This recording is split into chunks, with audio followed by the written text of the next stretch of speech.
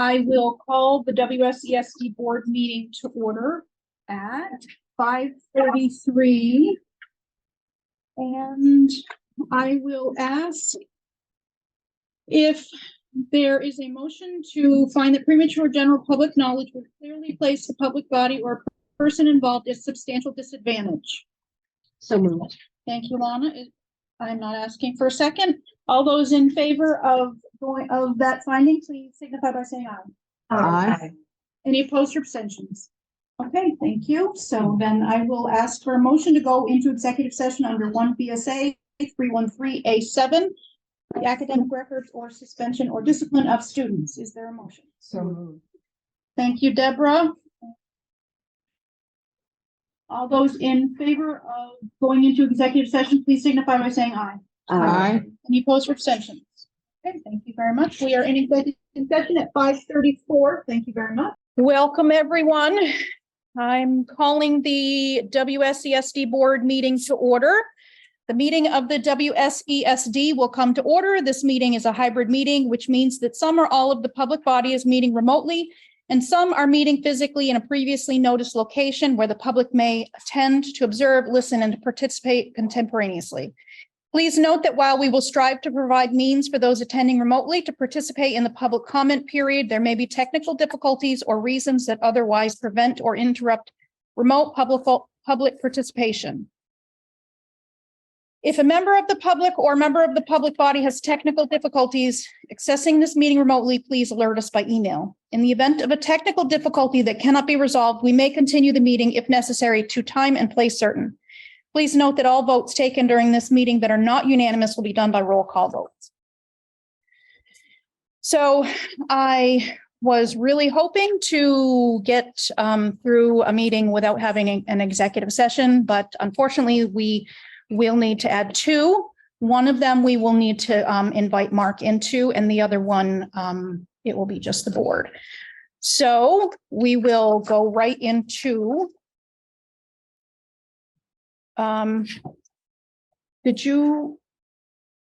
your presentation, was that going to?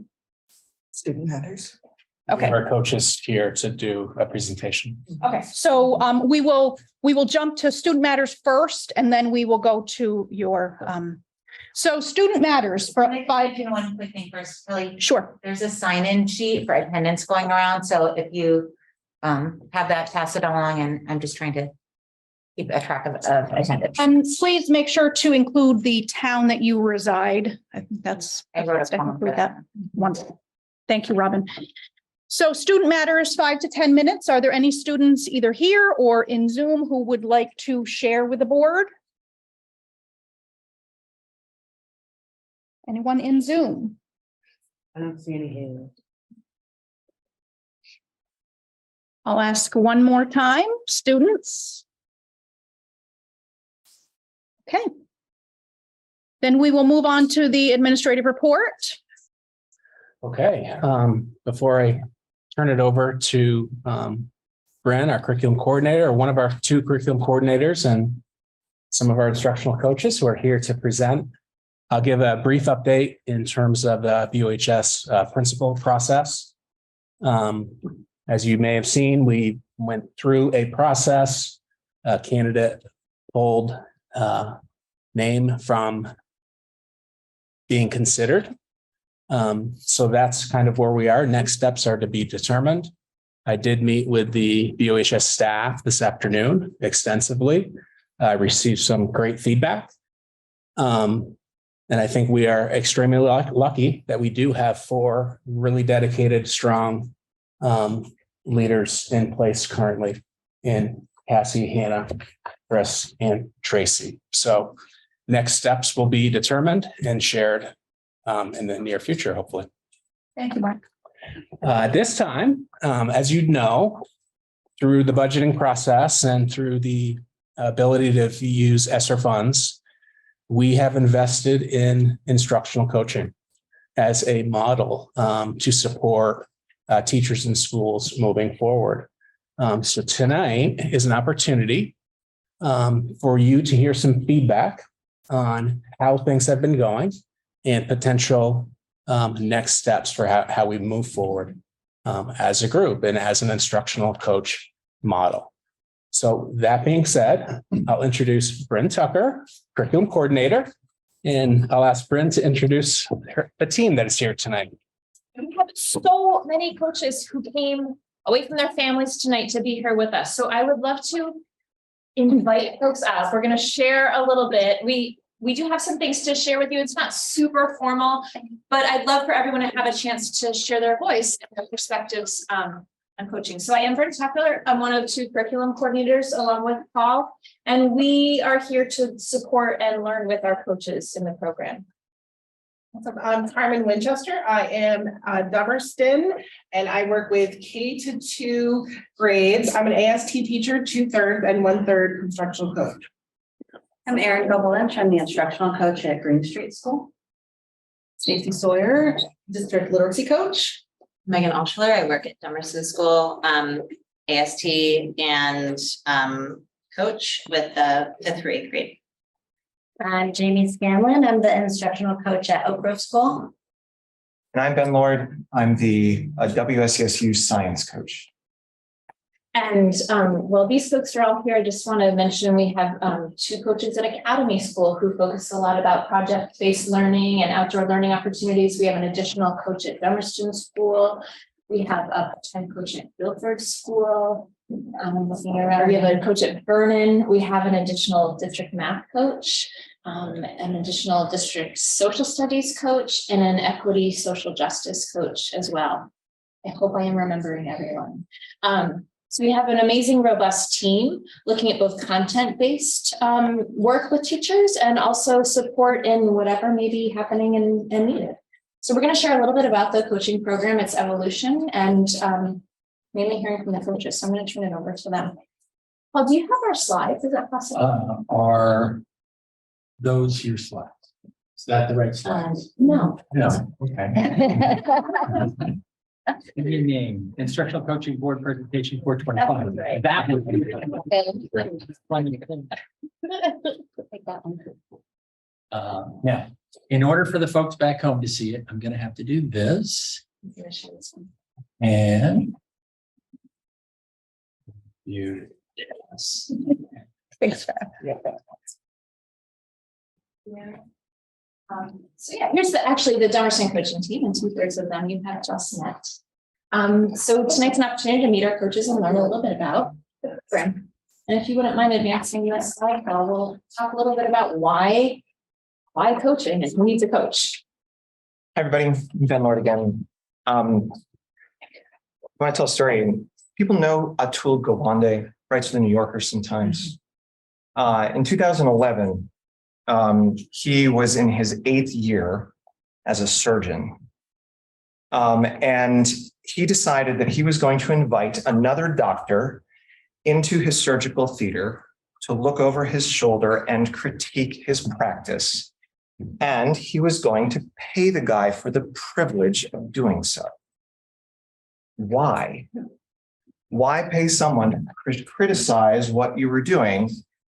And the answer is that he hit this kind of professional plateau in his life. During the first 5 years as a surgeon, he just watched himself get better and better and better. And then it stalled. And he thought to himself, is this it? Is this as good as I'm going to get? So 8 years in, he hired a coach for himself. Now in sports, we kind of accept the idea that everyone needs a coach, that you are never done. And I mean, even the best in the world, right? Tom Brady needed a coach. LeBron James, Simone Biles, all of them needed coaches. And at first, in areas like outside of sports, sometimes we think that people who have achieved like genius levels of greatness have often done so without a coach, but often the coach is there, invisibly, like the musician whose wife is in the car with him home from the concert and says, well, you know, during that third movement, it was kind of mechanical. What do you think you could do to bring life to that piece of music? So coaching works because human beings cannot see their own performance clearly. And that's what we do.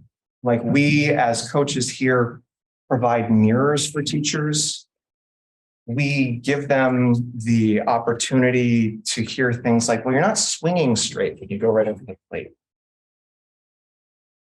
And so when Atul Gawande hired his coach, he broke his plateau. He got better. And that's what we're here to help teachers do, is to get better at what they do. Not just the struggling teachers, not just the new teachers, but all of them, even the Simone Biles of teachers. We are here for everybody. So who needs a coach? I don't know if it's everybody, but it's everybody who wants to get better. That's what we're here for.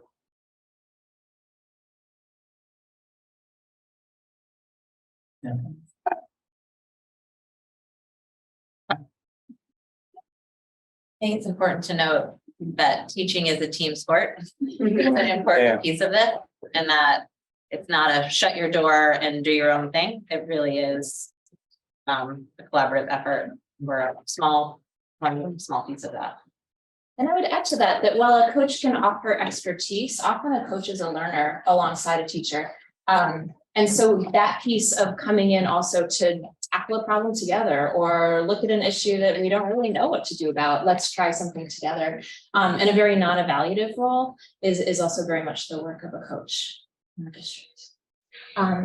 Yeah, so I think we have a couple other stories to tell about coaching too. Sure. I think that I believe in coaching because when I graduated a very long time ago, became a teacher, I was fresh out of college and I had, a lot of knowledge, but I really learned how to be a good teacher, not from any of those classes, but by my colleagues. Working with my colleagues, understanding their process, learning new behavior management strategies, learning techniques to promote social emotional learning in my classroom, and also how to get real depth in content that we were teaching. And I think that I really believe in this program, and I'm honored to be in this program because teachers do need coaches. I need coaches. We coach each other.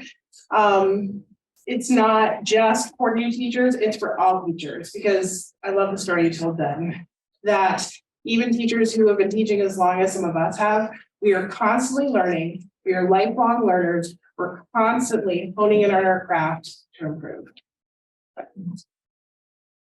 All right. So I came to the world of education on a slightly different path from most people.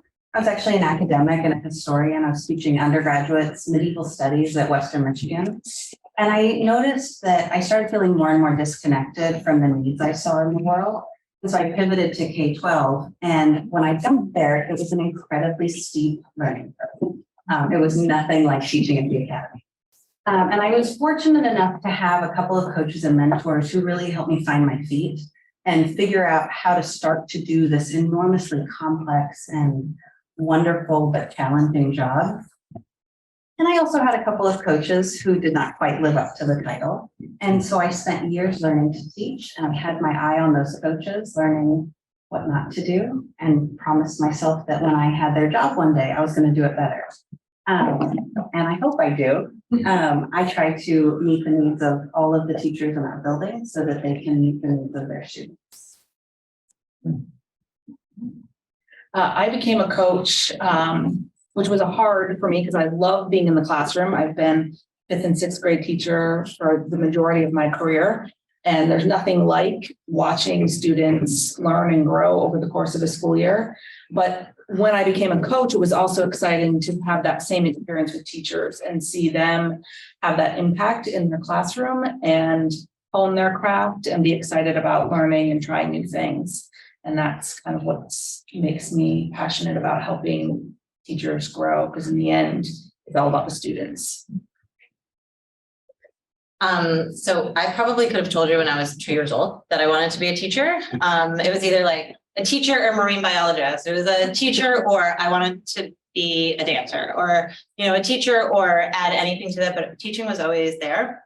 And so I think that what brought me here now is I've gotten the opportunity to teach in a lot of different environments. different ages. And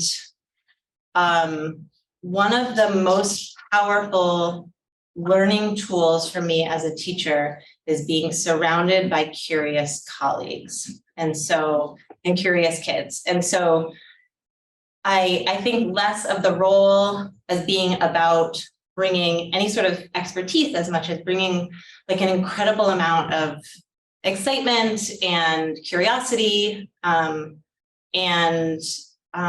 You know, in spite of how hard things have been over the last few years for kids and for teachers and for a lot of folks, I like really love teaching. And so I think if I have some piece of that to share,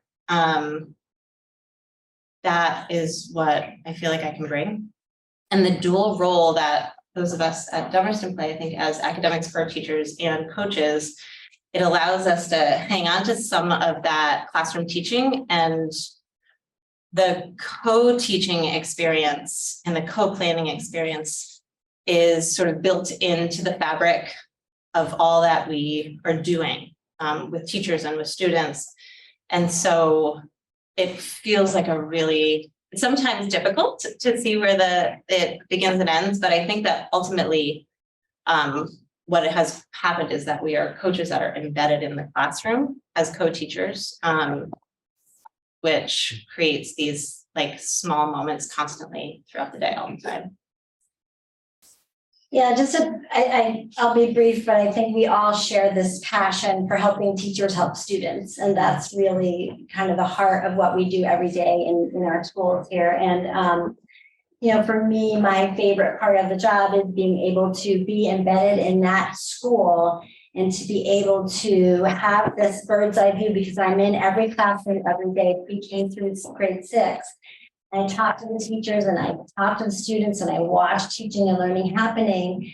And I'm able to be nimble and responsive on the spot to those needs, the needs of the teachers and the needs of the students. And I think that is really the heart of what makes this program so valuable. It's just being able to be there and see what's happening and be nimble and responsive right away. Whereas if we weren't there, things might, you know, someone might express a concern to an administrator who might express, you know, a desire to bring someone in for PB. So I think we're able to make things happen much more quickly. So we were going to plan of what could coaching be and talk to you about this and what are the next steps, but I think the coaches really just spoke to all of that. I think it's a building program, so we're still really working on marketing and spreading the message of coaching and growing that practice in our schools. But I think we just saw an excellent example of the value of that and why it's so powerful. Yeah, Paul, you want to move into the next slide? Thank you. So as coaches, we love a metaphor. So we are the bridges in schools very often. Jamie used the words nimble. I like the word agile to add to that. We're some of the most agile people in the building because that's what our schools need us to be. We are the bridge between admin and teachers. One of our roles is to take the vision of an administrator and to make it a reality through working one-on-one with teachers, through developing professional development, all sorts of things like that. We're the bridge between research and practice in the classroom. We're the people who read all the articles and all the books, and then we synthesize that information and make it real and practical for teachers.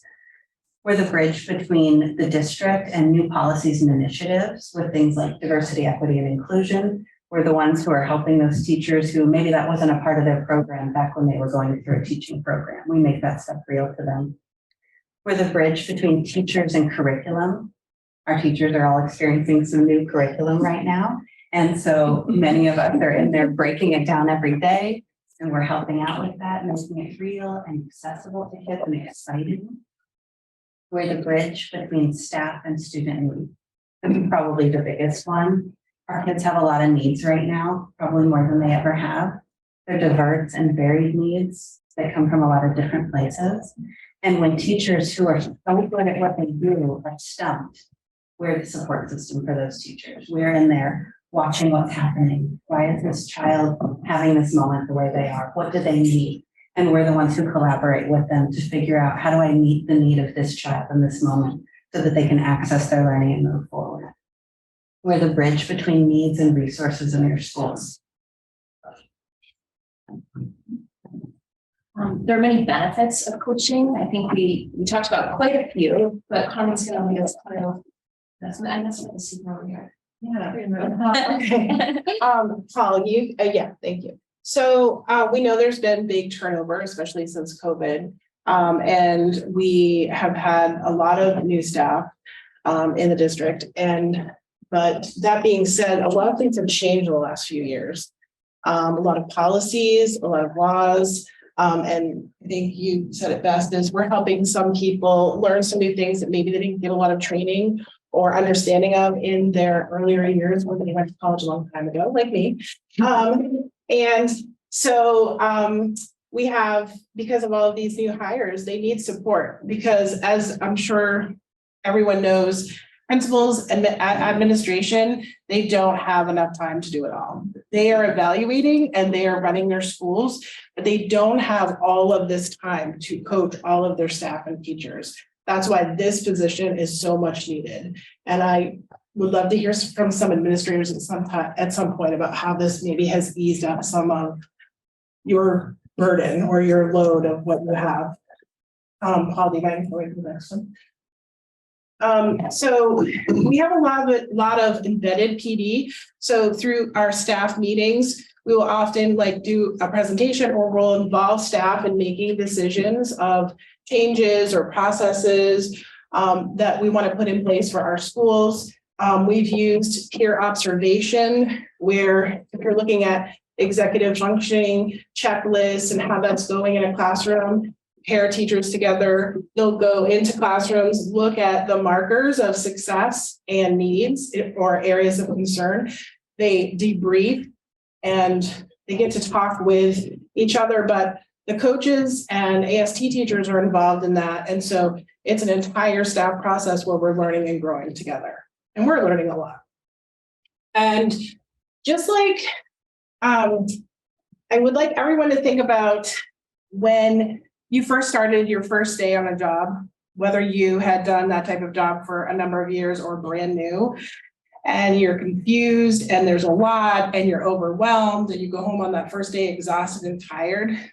Even very experienced teachers go home and feel okay. And so this system really offers social emotional learning for teachers. It gives them a safe space. And it hopefully, I think, is reducing turnover rates, is what I'm kind of seeing as we head into summer and looking at job postings. It supports inclusion, lifelong learning, and it adds tools to staff toolboxes. So a staff might have 27 tools in their toolboxes for teaching, but maybe after a year of coaching, they'll have 29. Or even if it's one more, that's one more tool they can use. Thanks. And we meet as a team, and we were just saying the last meeting that we had, it's one of the most inspiring meetings we have once a month, because we get to come together and we get to, talk about emerging issues in the district, what we're seeing in classrooms, what is coming up for educators. We do whip arounds where we just check in really quickly, see what teachers need. We have 3 data meetings a year, but as our AST role, we're constantly looking at data on a daily and weekly basis with our teachers to drive instruction and intervention. And we are creating our own shared playbook to be able to support teachers and supporting students. But the big thing is supporting teachers. Teachers have a huge burden on their plates, this huge job that they're inspired by, that they love, but they cannot do it alone. And the principals have a lot to do and they can't do it alone. So this is why it's so needed. Well, I've already said that, so I won't go to that. But I think the important piece is principals are the evaluators. We're not supervisors. We're not evaluators. We are colleagues in it with them. We're doing it with them. So we're trying to create safe spaces for everybody to learn and grow, including ourselves. And so we're trying to, get teachers and educators to look at what is your end goal of what you want it to look like, and then plan backwards from there. And that's really powerful when they see the result. Thanks so much, Carla. So we mentioned that we have some instructional coaches who are embedded in buildings, and then we also have some folks at the district level who are a little bit more content specific, who can also do instructional coaching cycles as well. But Stacey's going to talk a little bit about what that looks like from the district lens. So just like building coaches, as Carmen was saying, at the district level, we have a lot of those same responsibilities and impacts on teachers, helping to foster that culture of adult learning, bringing that research-based practice to light, also demonstrating this commitment to equity across schools and looking at it from a district-wide perspective so that everyone has equal access, aligning curriculum and assessment and instruction so that we are looking at that data that drives instruction and moves the needle on student achievement, and supporting new and challenging curriculum. That's a big piece of our job. We're implementing both new math and literacy curriculum, K-8, and being able to support that teacher learning as we navigate that new curriculum is a heavy lift for teachers, and being there to provide support and PD is important. And then also embedding that high quality professional development that's on site, that's responsive to teachers' needs in the moment. And bringing all of those pieces together at the district level is an important part of what we do. I would just add to that, I recently had the opportunity to observe a half-day professional development that both our literacy and our math coaches were running, and was really struck by the fact that this is the kind of high quality training that people would pay thousands of dollars and a lot of airplane and travel funds to go be a part of. The kind of quality that our coaches are bringing to teachers right here in a way that's offered to deepen our content knowledge to be able to better respond to kids has enormous value. And they do a fantastic job of offering that. We're very, very lucky. Yeah.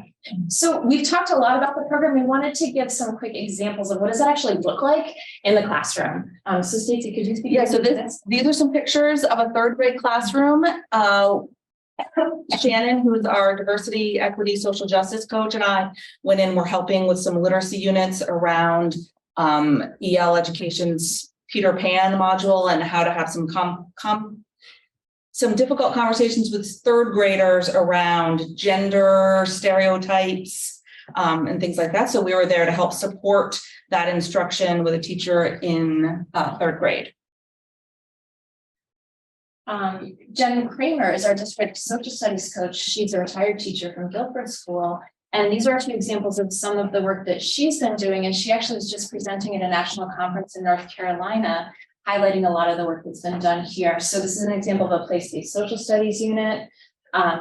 This is the first grade unit where students explored this book about this is how we do it, how we get to school and elements of their school. And then students illustrated their own page to bring that to life for their local community and their local school.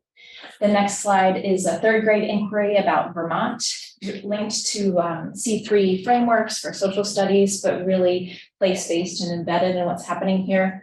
Fourth grade inquiry about maple syrup. And there's an example of fifth grade looking at who picks our apples. They went to Scott Farm and interviewed migrant workers there to learn more about what was happening. So that's an example of one of our curriculum coaches who's very much embedded in helping teachers with that curricular piece, but also naturally what happens is you go in and you help teachers with systems and processes in the classroom as well. So I think the last piece we have here is some words from our administrators and teachers who work with coaches. Let's hope that the volume works. Thank you to Jamie for explaining. Yeah.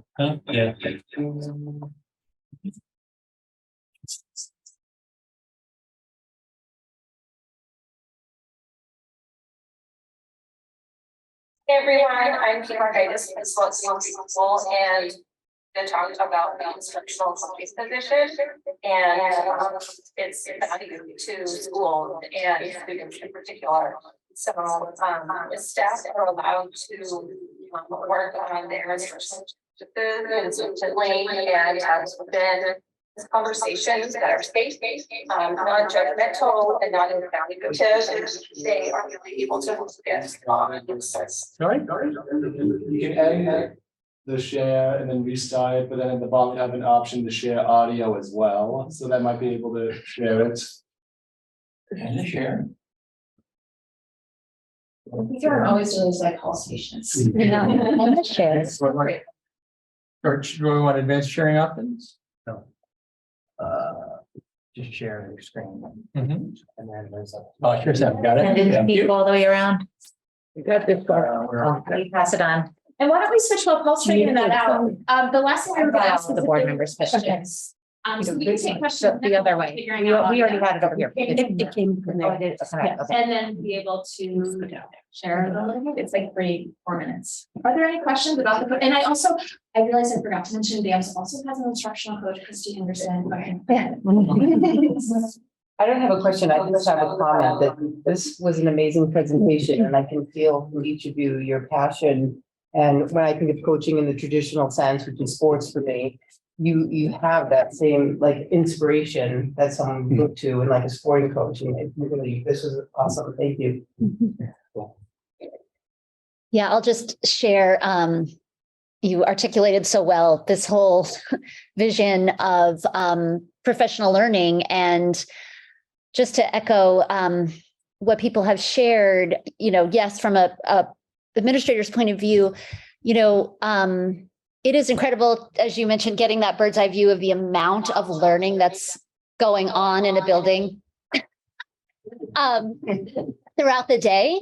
And at Emerson School, we talk a lot about like creating a culture of learning and kind of like walking the talk in terms of like creating the same culture of learning that we would create for our students, because even though we're adult learners, the same building blocks are needed for us to feel safe and comfortable learning, and to have that spark of curiosity and to feel vulnerable enough to show it and to take risks together.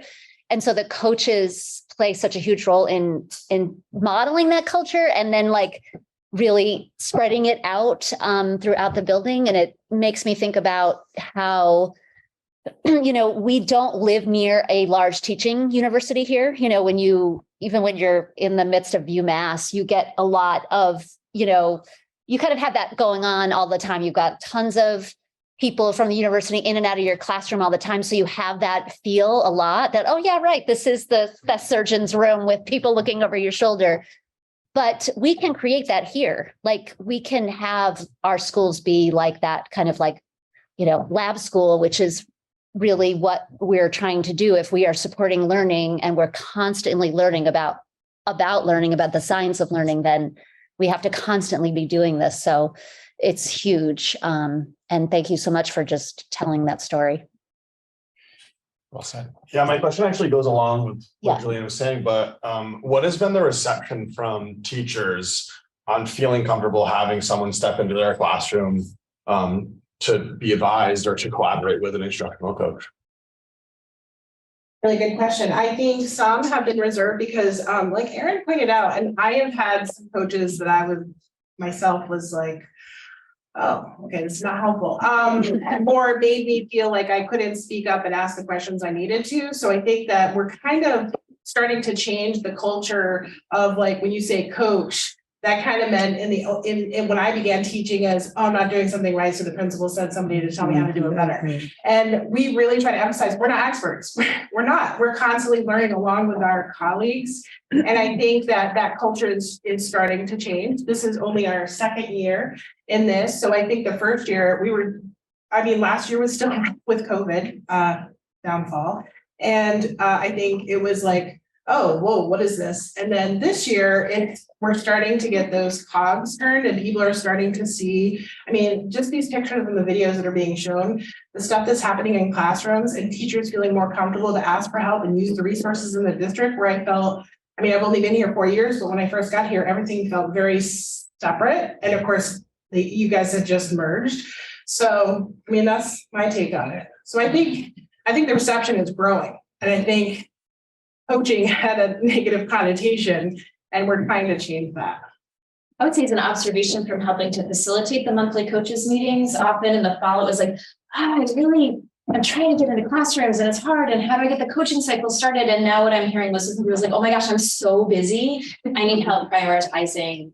And that's anecdotal, but I think that shows how far the program has come in a short amount of time. And it's building awareness. There's some PR work, I think, that still needs to be done in the district in terms of understanding what coaching can be. And these folks have done a phenomenal job. And if we show them, it'll be great, or if not, we'll email it to you and post it on the website too as an option. But I think the teachers here speak for themselves, and there's classroom teachers, there's paras, there's the music teacher, people from all kind of walks of life in a school building, a principal sharing about this. So it's not just for the third grade teacher, which I think is another exciting element of the program that you all have done a great job. Give it a try. Oh, is there another question? After. Let's watch the movie. Okay.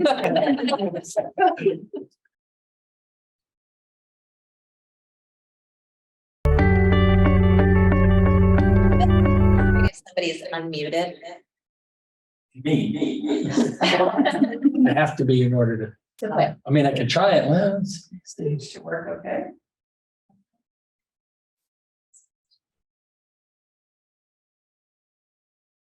yeah, I'm not.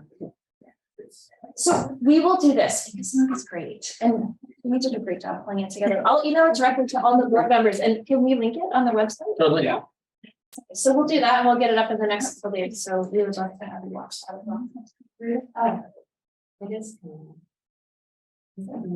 Our audio is.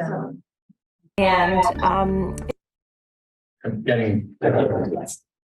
sorry, so my question is around how you're identifying needs, and also it's so impressive, this presentation and the work that you're doing, and really inspiring in terms of the potential for growth, for sure. A question I have, or discomfort I have, is that I don't see clearly how you're identifying assignments, or are there, which schools have embedded coaches and which are really just using the district level coach? And just if there's a way for us to understand what systems and what methods are you using to address that. And I know that you actually named equity amongst schools as something that you consider, but sometimes equity between schools means there's 3 in one school and not 1 embedded in another. And so what do you do to look at that data and consider those things? Well, I think part of that was the evolution of these roles with ESSER funds when that money became available at the beginning of last school year. In terms of that availability to start the positions at different schools. And so there's that piece of the puzzle. And I believe there's a piece of the puzzle of just finding resources. As we know, staffing is really hard right now in some of the schools. So initially the intention was to have coaches in every building. And so I think that's a goal that we would like to work toward with the administrative team. And so building the program in this way is hopefully supporting. I think right now out of our 10 schools, we have coaches in 7 of those 10 buildings. And then we have 6 district coaches who are available to anyone. And there are also, I can think of an example this year where there was a new teacher at Guilford who really wanted to bring their students outside more, but was having trouble creating structures and systems for that. And so we just connected her with the outdoor learning coach from Academy. And so there was some of that cross-school collaboration as well as an example of that. I think the fact that these folks come together monthly to work as a team is a great opportunity for that. We didn't mention it here, but our coaches also work really closely with the one-on-one and new teacher mentor program. So often in that way, I might mention you as a brand new teacher, but if you have a question about X, then it's seeking out the right resource to connect those as well. So I think while there are building-based coaches, there's also the opportunity to do cross-collaboration, and it's something that we want to continue building and growing. In terms of looking at data to see where the need is, I mean, honestly, we are trying to move away from the example that Carmen gave of like, you're not doing well teaching math, so now you need a coach kind of thing of like, hey, we really want to try this thing in math. And actually, I'm a wonderful math teacher. One of our coaches recently gave the example that they wanted to move more into a deep coaching cycle and went to the best teachers they knew to say, hey, I want to work with you. Can we do this together? So really trying to make it teacher choice in terms of wanting to do that work initially as it gets off the ground, and then doing a lot of grassroots ground up work to spread that word. So it's not in any way a stigma, but an opportunity. And I think I would say that's at the place where we are right now in terms of growing the program. Any teacher that I've heard in the district, potentially, with the exception of high school, as we're trying to build that up here as well, like if they wanted to work with a coaching cycle with someone and the message goes to an administrator or to a coach or district coach, like it can happen. We make that happen for people. I just wanted to add, I think, the old stigma around a teacher's not doing well, so we have to send in a coach makes it feel more evaluative. And I think that it's so important that the message is that it is not that, it is not an administrative position where that's happening, but it's all about inspiring and supporting and helping teachers to grow, even the best of the best. And I'm also new in this role, so I don't know if folks who have been here at the exception of the coaching position have a different perspective on that. Well, just my understanding of the research, Brent, and you might have the more recent sense of it, is that coaching as a method for teacher improvement it is about choice. So, if you look at it, is considered to be one of the most effective methods of professional development. And that is about people choosing. I think, as Ben mentioned, it works for everyone who wants to be coached, who wants to get better. So that's a huge component of that work and how it's framed. And I think that choice implies real coaching versus compliance. Yes. Yeah. Yeah, and I think just that, like we like to give our students choice and voice. We're giving our teachers choice and voice through this process. I will just add to that question though too, Ruby, that we definitely prioritize coaching for our new hires. And that's something that's offered to every new teacher, and the program is promoted widely as, this is an opportunity for you and a support that's embedded within our district. It's really heavily funded and heavily supported. I have one follow-up question.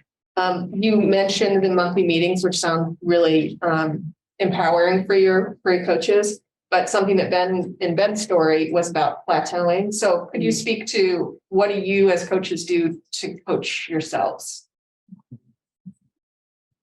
Well, the idea was brought up at our last coach meeting that it would be cool to have coaches coach each other as well. I don't know if anyone like that. It's an exciting idea, but I don't know that we capitalized on it yet. We've also, go ahead, Jean. I was just to add to that. I mean, for me, every day is, I'm a learner because I'm going into so many different teaching environments and contexts with individuals who have, from their first year of teaching, they're being better teachers in this district, at my school. And so I see such a range of skills. I see the incredible richness of skills in different areas that different teachers have. And so I almost feel like, I'm like sort of like picking like things from the garden to kind of share in a salad to, teachers. Like I learn so much every day from going into everybody's classroom. And then I'm able to take that and sort of like I'm like a little pollinator, I kind of like am able to share that with the folks in the building. I can add on to what Jane is saying, to take that one step further. That's what we do at our coaching meetings. We kind of have this like unspoken rules when we start. We tend to all share what we're doing, and everyone goes, oh, I love that. When we have that, share that resource. So that's one of the ways that we stop ourselves from plateauing, is we're learning from each other. When we create tools for teachers, we share them with everybody. Everything's very collaborative and transparent. And we didn't. We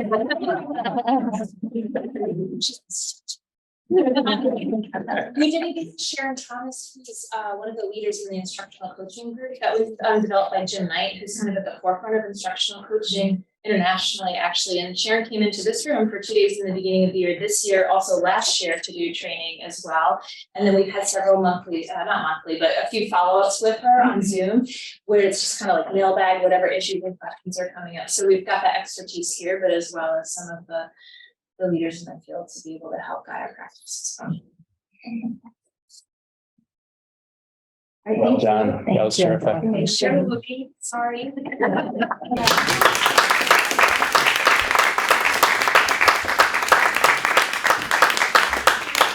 Before you all run away, I would like to say thank you very much. And you mentioned something that I think we it gets lost in, we are here generally as the board, we're here every 2 weeks, and in certain admin are here every 2 weeks. And we don't really think about the fact that the people who come in and do presentations, they are sacrificing home, family time, that sort of thing. So we do appreciate that. Thank you very much. Thank you for having me. Has everyone signed in? Yes. Okay, thank you. I wonder if we, given what you just said, if we could go to Joe Rivers next. Sure. We can, well, let me just say, the capital plan is like two seconds.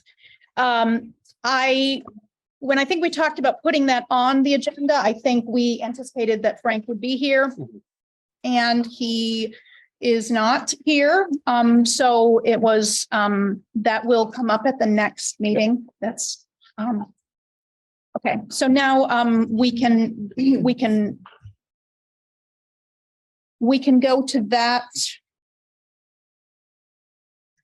Where is that? We can go back to your. Sure.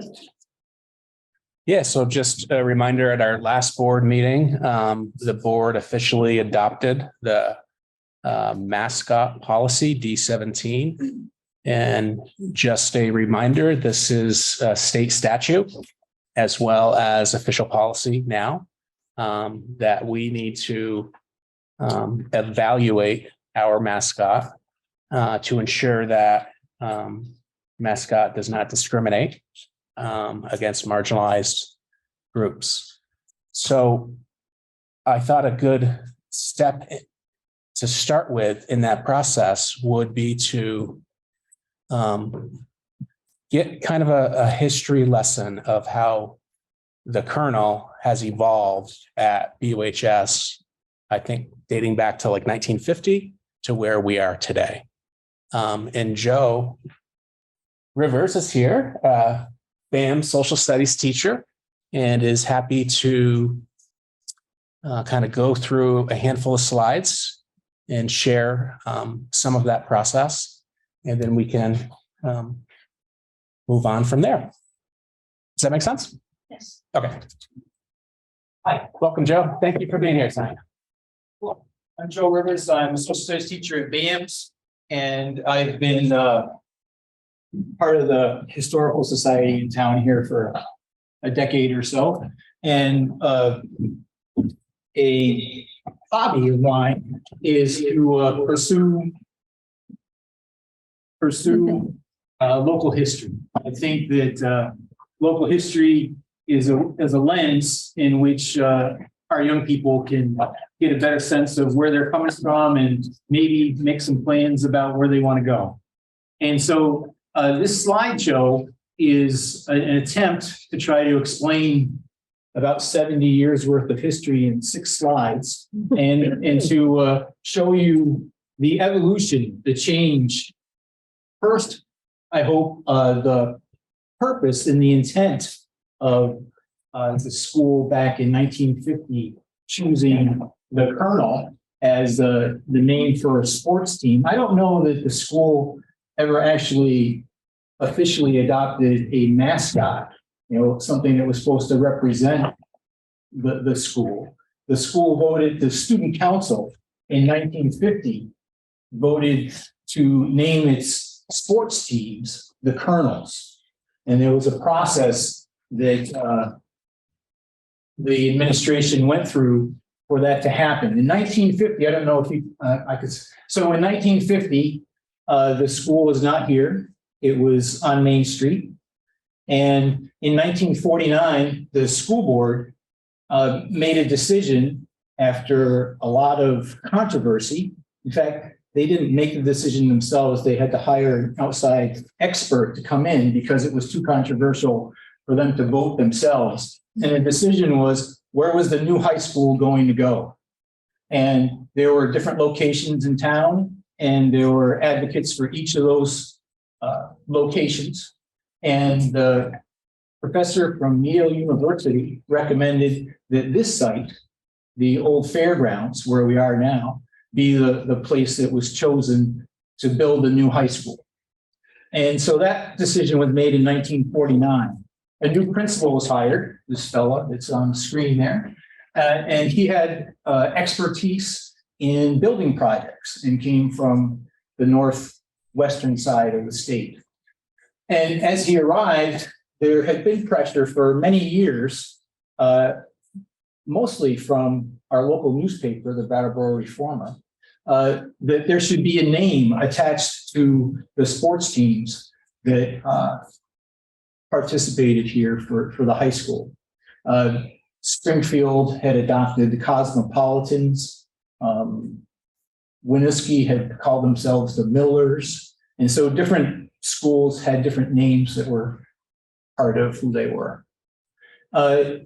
So the process that Principal Perry suggested to the student council was bring in as many names as you can, students, and we will have a vote. But he also was interested in the decision being one that he was comfortable with. And so the process actually took place twice. The first round, the vice president of the student council, who was also a football and basketball star of the high school, wanted to call the teams the Barracudas. And the principal wasn't very comfortable with that decision. And the head coach, Natowich, wanted to name the teams after his alma mater and named them the Crusaders. And the principal wasn't comfortable with that either. And so he asked them to go back to the drawing board, and they started to talk about where the new high school was going to be, and was there some connection to this location and what a possible name could be as a result. And this site was a Civil War site during the 1860s. It was the place where we can move the slide, Paul. But maybe before you move it, all of the stuff that's up here is either a primary source from a newspaper or a yearbook. And so the information I'm sharing with you is from those things or from interviews that we've done over the years. So the decision was made by the student council to choose the colonels. And the principal was a World War II veteran. And the time period, 1949, 1950, was very, well, I don't know, it was a hard time for folks. The war had just ended, World War II. Communism was on the rise, according to the principal.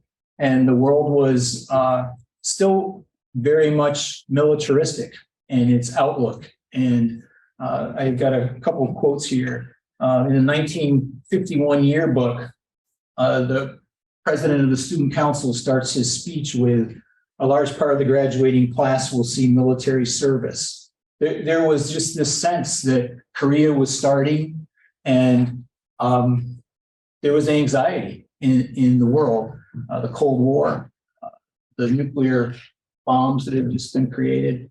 And so in that context, a decision was made by the student council and okayed by the principal to call the sports teams the colonels, and linking that with this Civil War site.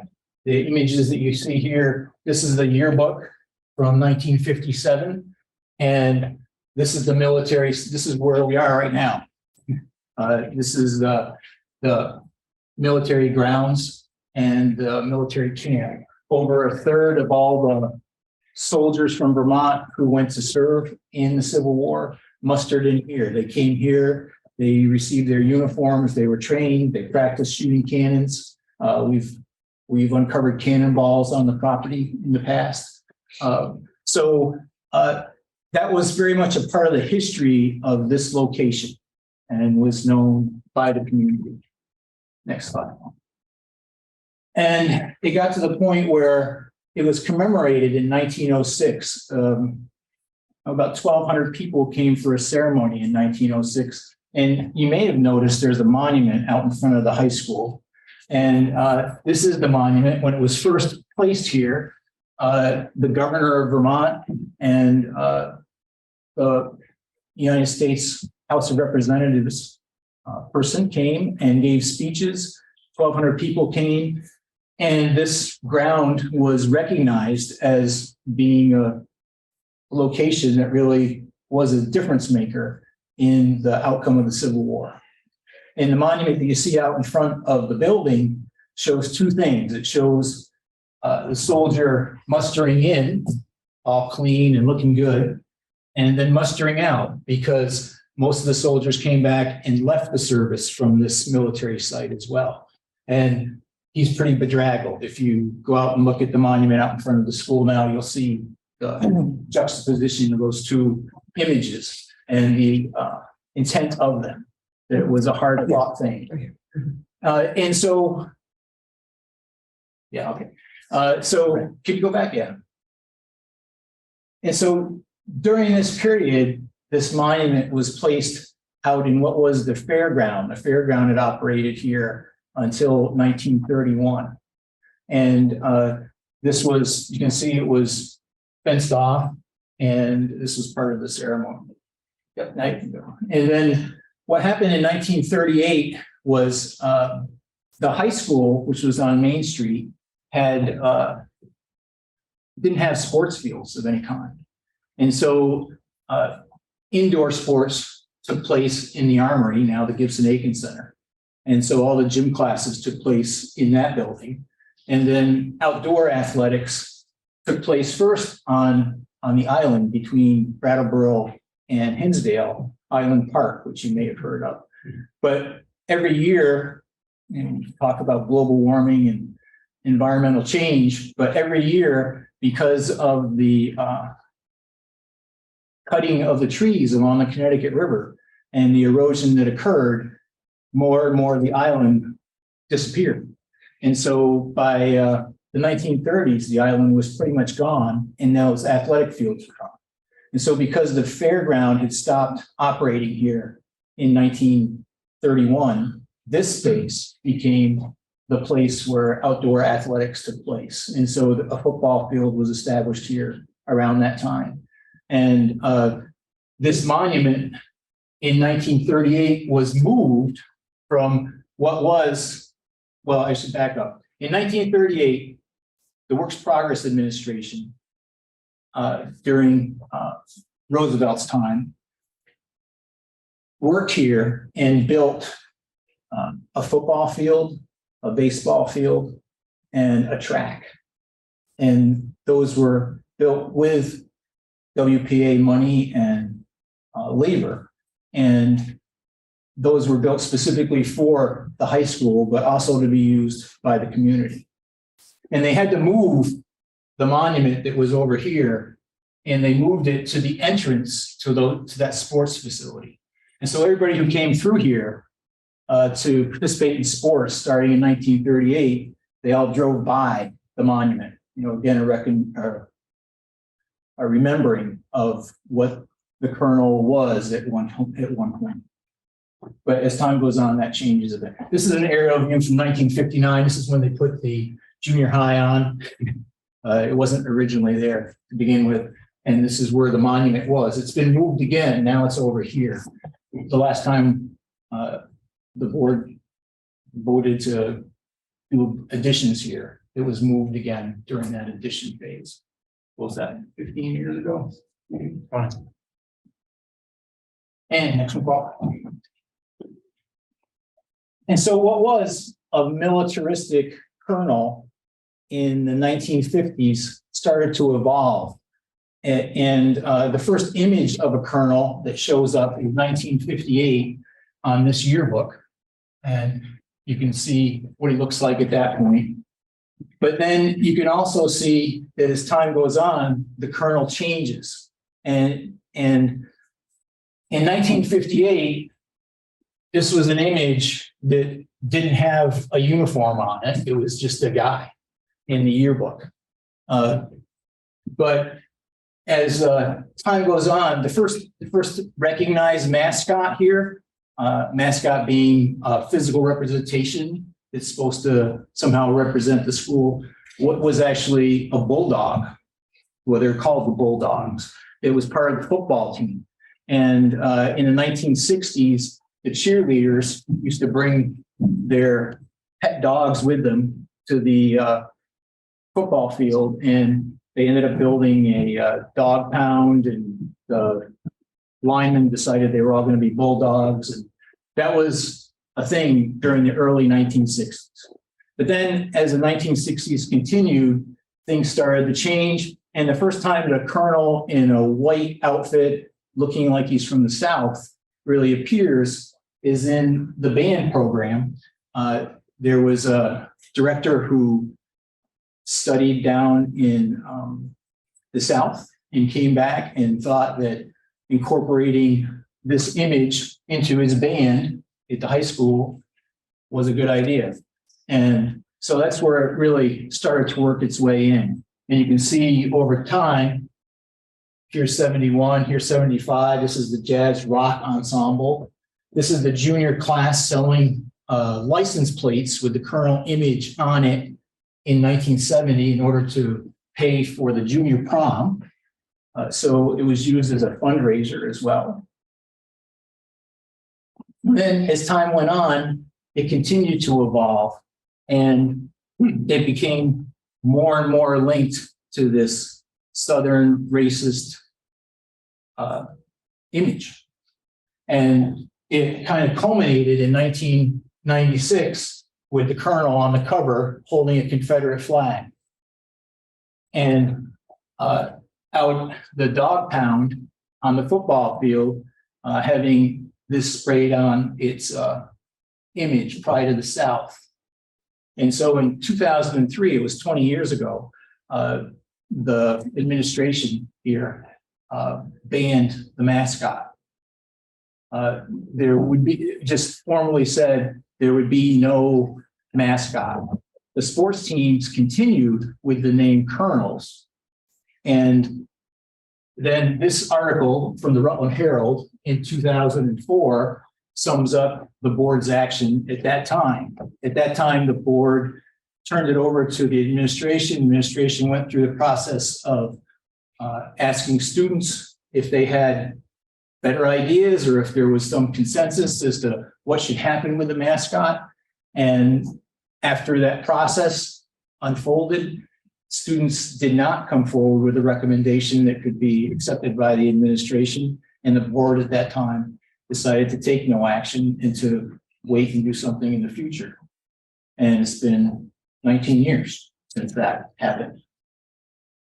So the Colonel went from a militaristic connection to the times in the context of the times of the Cold War, all the things that were going on in the Korean War and those sorts of things. And then like somebody in an article explained it this way, he said it was like a really bad version of telephone tag over a long period of time, that the story starts in 1950 connected to this Civil War site and changes to a representation of a Southern colonel carrying a Confederate flag and all the racism that's associated with that. And so that's really the, I don't know, synopsis of it. One of the things that I think is important to say is that there isn't just one truth about this. In interviews with folks over time, we talked to people who went to school here in the 1960s, and some of them remember vividly seeing a white dressed mascot running across the football field. And others swear that that never happened until, after they left, that was not a part of their experience here. And so in talking with folks who've gone to school here over the years, there isn't just one story about this, and there isn't just one reality about it. But it is clear, my perspective, it is clear that it went from being one thing in 1950 to something very different by the 1990s, and something that everybody, not everybody, but enough people felt needed to change, that action was taken. And So now it's to you folks as to where you want to go next. And I can answer questions if you have any. I just wanted to say that I thought it was really, if I remember correctly, I thought it was interesting that when you think of the name, maybe many people think that we've had this forever, but there were other, that this may have been a representation, a stated representation for a certain period of time. But I found it interesting that they were talking about other possible things like the Panthers, that stuck out. Maybe that was the first article you had up. It just stuck out that there were, yes, we can have other, we can have other things that represent us. We can, we don't have to be stuck in this one place. So that brings a couple of things to mind. One, this was not really pushed by students. This was something that the administration was coming to a new site and felt like this would be something that would be good to experiment with. And then the pressure was really from the newspaper, wanting to be able to have a moniker to stick with a team. And then students in the yearbooks don't really talk about the students as colonels until the mid-1960s. They don't self-reference themselves as being colonels or being part of anything that has that attached to it. So it takes 15 or more years for that to settle in to the point where it becomes part of the thought process of students here. And then that process just, again, it was adults introducing these ideas and these concepts, these images to students. And then the students, I'm sure most of the students who were wearing the uniforms in the jazz band didn't really know what those were at that time. But, I think we've all learned a lot since then. You said something, Joe, about back in 2000 or whatever the date it was that students were tasked with deciding whether to move forward with the name and not the moniker, or potentially. Can you correct? Okay. So the moniker, the mascot, was gone. The administration was already gone. Just said, we're not doing it. People driving into the parking lot with a Confederate flag on your pickup truck can't do it. We're just not doing this. And it was a pretty strong stand by the administration at the time to try to change that direction where everything was going. And so the board asked the administration to facilitate with the students a way to go forward. And the students couldn't unite on it. There were recommendations, but there was no strong direction from the student body, I think. And frankly, in 1950, there wasn't strong direction from the student body at the time either. They'd gone through one process. They did one vote, which the administration didn't really appreciate. And they didn't want to be called Barracudas or Crusaders. And so they had it go, they had it happen again. And then probably had a little bit of a thumb on the direction of where it went. It feels like that could have been a faulty process by putting the burden of that decision on students to make that decision. And we should learn from our past.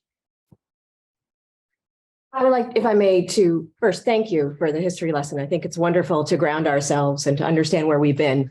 But in this moment, I think it's really important that we come back to the present. So where the mascot began and where it is now are two different places. And it is now intrinsically linked forever with the racist history. You can no more uncouple that, the image of the Southern rebel, the image of the Confederate flag from the name of the colonel, then you could uncouple the swastika to the Egyptian symbol that it once represented. And so I think in this moment, what we really need to do is step forward, acknowledge the painful past, and work to have a new mascot and a new name that represents all of our students, is inclusive, is not painful, and doesn't ground us in a history that is, we can say a lot about why they chose it, but I'd like to think about the topography of the 1950s in the United States. And I do not have a lot of faith in either the choosing of that name or the mascot, nor the people who chose it. What I do have faith in is the lived experiences and all the harm of the people who have lived through the decades since it was chosen. And I would like to focus on them, and I would like to move forward. Here.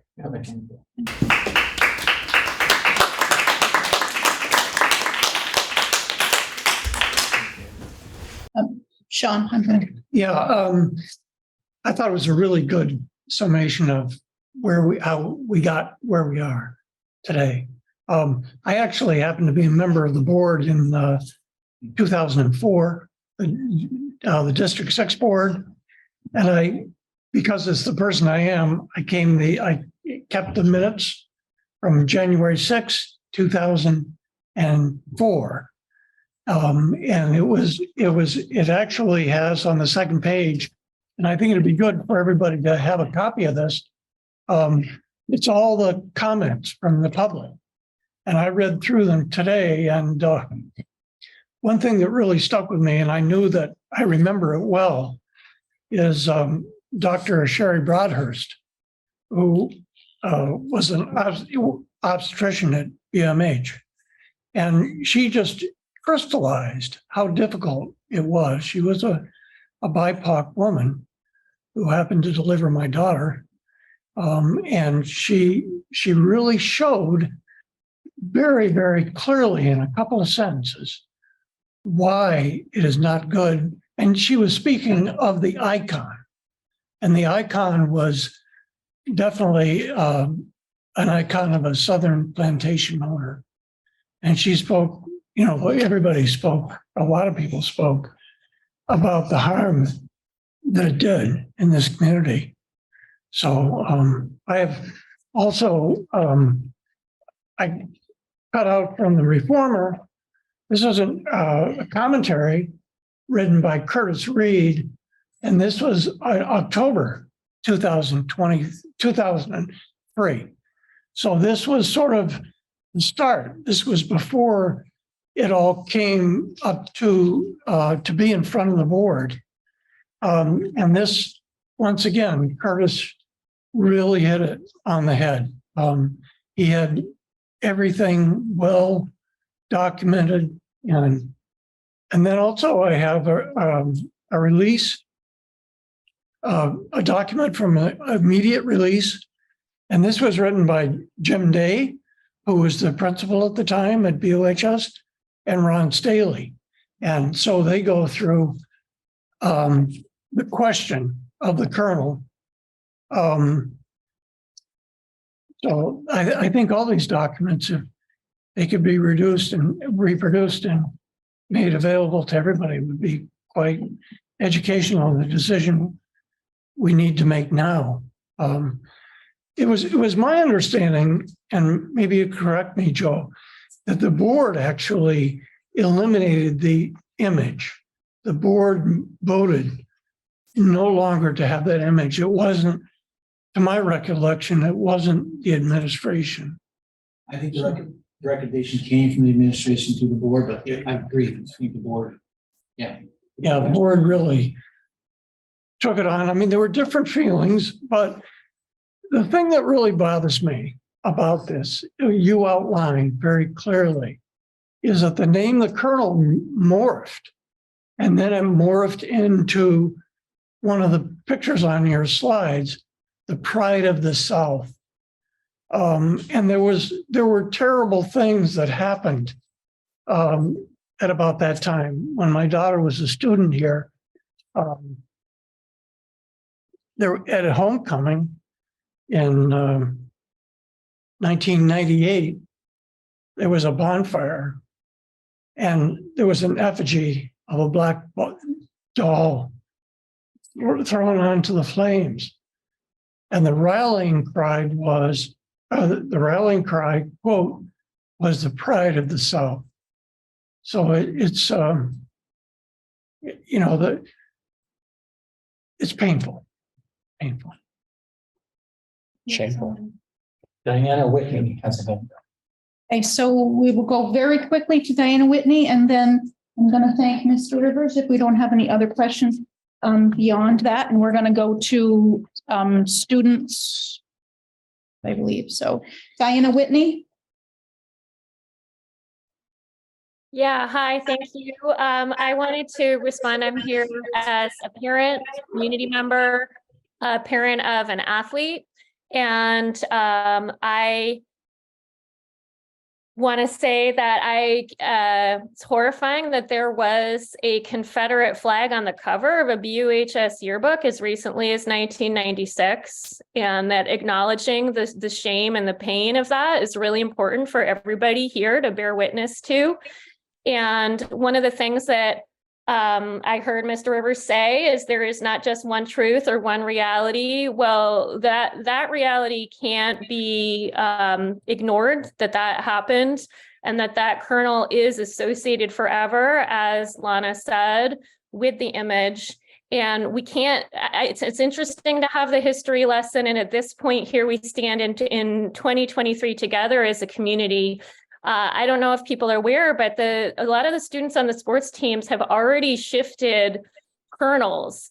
A lot of them, for example, on the running and ski teams, they call themselves popcorn colonels, KERNELS, and say pop off colonels because they don't want to have anything to do with this anymore. They're ahead of the rest of us in this sense.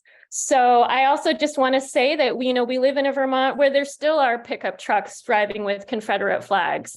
And this is not ancient history. This is not 1996. It's not even the bonfire that was just mentioned that happened in the early 2000s. This happens in towns all over Vermont. And it is important. Representation like this matters. The name matters. The association matters. And it's really time for us to do better. And I say this as a parent, I say this as someone who shows up to sporting events and never wants to say that word, the colonels. And so I'd really like to hear from some students on this now. Thank you. Thank you, Ms. Rivers, for sharing that with us. Are there any, I think we had some time for student leadership, if anyone. I will say that I have asked a couple board members to, I've offered time for the next board meeting to have some, because this is such a large issue, that I've offered some time for next, and they're going to sort of spearhead working with some other board members, hopefully to facilitate the presentation at that board meeting. But we, of course, want to make sure that we have students who, if anyone wants to speak, or Eva. Is there Eva. So can I just say regarding student voices at this particular meeting, if you're comfortable speaking, by all means speak. This will come up at the next board meeting for sure. And if that gives you a little bit of think time before speaking, so be it. So I just want to lay that out. This is not the only time that we will be examining this issue, and we're going to do it quickly. Thank you, Deborah, for that. Eva, did you? I just wanted to give my time to the public because I know there are people that would like to comment. So I'd like to invite people to speak.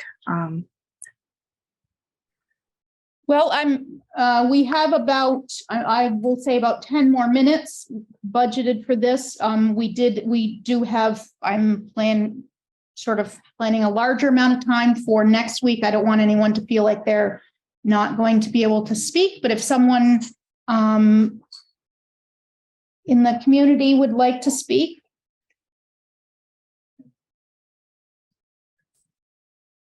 Jamie. Hi, I'm Jamie Kumpa, and I was formerly on the school board at Putney Central School prior to the merger. And my child has attended PCS over the years. And I just wanted to say that this was a really important issue to me. I've participated in statewide meetings around this issue over the last couple of years. And when I realized that this was something that our school board has an opportunity to take a vote on, I got really excited about the work that we've done as a district, our commitment to diversity, equity, and inclusion. And as somebody in a marginalized identity, I want to name as a queer woman that it is really critical to me that schools as a body continue to do this work. And I really appreciated the mom who's an athlete, the mother of an athlete, naming how the students are ahead of us in disavowing the history and the symbolism that this current mascot represents and name. So thank you for the opportunity to discuss this, be compliant with Act 152, and to have the opportunity for those of us in the community who feel passionately that this really needs to be done quickly. I appreciate that. Thank you, Jamie. Yes. I don't know where to talk, but I'll say, like, as a member of student council, I think that it is very shocking that student council was part of it. And it's only shocking to me because I know that student council now would not have voted on something like that. But also I think that we should take it as an opportunity to be like really creative with our name. Like, there's so many cool names we could be. And I think it's just really fun to think about. And I think also, like, on a more serious note is that, like, even though it's history and it's very shameful history, I think we should be very, very clear about how we teach it in the future. And we should teach our students about our own history, because I think that it would really shed a lot of light on where we are now. And then also, like, realize how far we've come so that we can, like, look at it positively. Be like, now we're like something really cool and not that. So yeah. Really well said. Every organization has a history and a future, and this is an opportunity. Thank you very much for speaking. I think the board, Mark and I have spoken about how to move this issue forward. And we've talked about how it seems appropriate for Mark to sort of spearhead the how to come up with a new representation of the really, it's a representation of the community. And so I'm not sure if we need to make a motion to direct Mark to come up with a process, but I think coming back to the next meeting next week, in 2 weeks, not next week, but in 2 weeks, with some idea of how we can actually move this forward. See no reason why we can't start this evening. Yes. Right. Well, I was thinking of the framework. He would have to figure out the framework and maybe speak to the administration students and then come back to us and kind of report on, sort of propose to us what it is that. Yeah, you just floated the idea of making a motion to direct Mark to come up to get started on a process. I wonder if we could make that motion. Sure. Yeah. I can just share, I've already started I did. on a process. That's so great. Of course you did. So, fantastic. I mean, me and this, we talked about this. We have a framework. And once the motion is made, with the discussion ensues. So, right, that's how we typically, you make the motion and then discussion happens around the motion. Right. So just so board members who might not be okay with the motion can know that once the motion is made, there's discussion. Okay. So Ruby, you had a question? I guess I was just querying, we adopted the policy, and that policy assigns the administration as a designee to do X, Y, Z thing. And what you're talking about with the framework is kind of one of those things. So I just wonder about whether or not we need to do a motion if we've already adopted that policy and really there's compliance within the policy and Mark was put on alert at that time and has already started. But I certainly think from my perspective, I have no objection to a motion, But I also think that it would be within kind of the jurisdiction of the chair and the administrator to do agenda planning that would prioritize it. I like the time frame that you're talking about. Like, I don't think we should be resting at all. It should just move straight ahead. But, you know, If we don't need a motion, then we Kind could of why I just, said that. you know. I felt the same Okay. way. Yeah. I just wanted to make sure, obviously, we're Thank you. changing the mascot and everything, that we have allocated funds set aside for we need all new uniforms.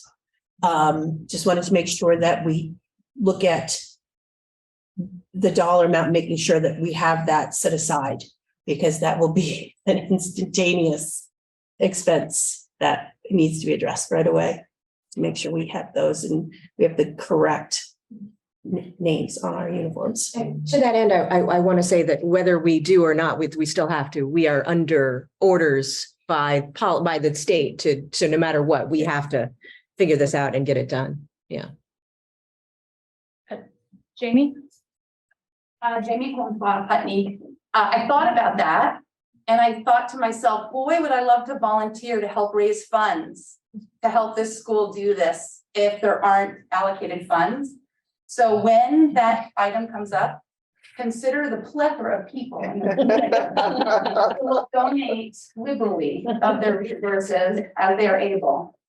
I also wanted to say that one of the things I'm particularly fond of about emotion is that it demonstrates the will of a body. And the thing that makes me uncomfortable is that we are in compliance with a state law. We were doing this work in the 2000s. We were doing this work in 2020.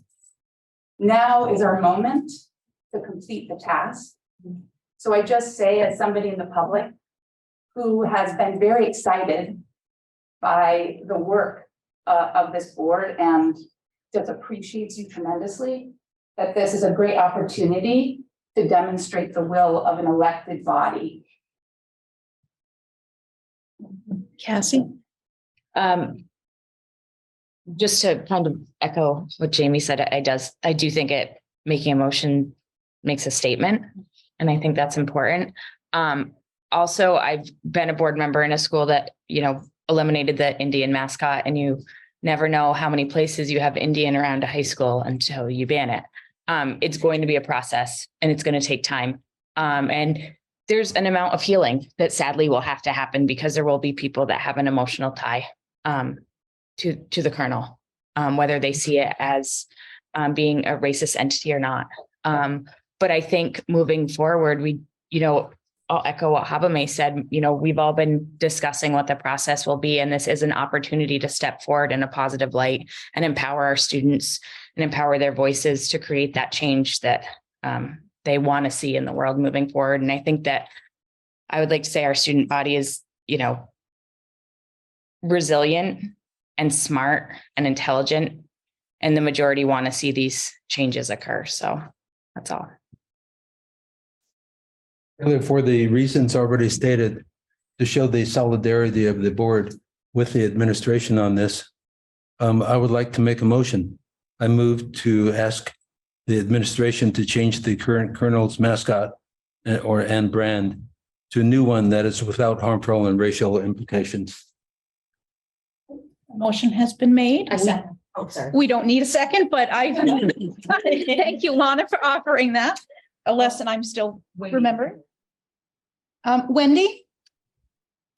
Yeah, thank you, Madam Chair. Mr. Maciel spoke a little too fast for me to get all that down. I would love it if he or somebody could email me the exact language of his motion, please.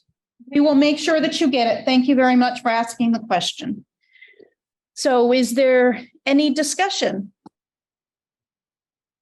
Seeing none, all those in favor of the motion as stated by Tim, please signify by saying aye. Aye. Aye. Any opposed or abstentions?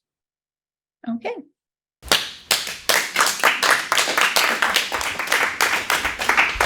So we will come back at the next meeting and I'm not surprised either that Mark's been working on this, but we will get a more of a report on that, and we will allot some more time for other voices from the community to be able to share their thoughts.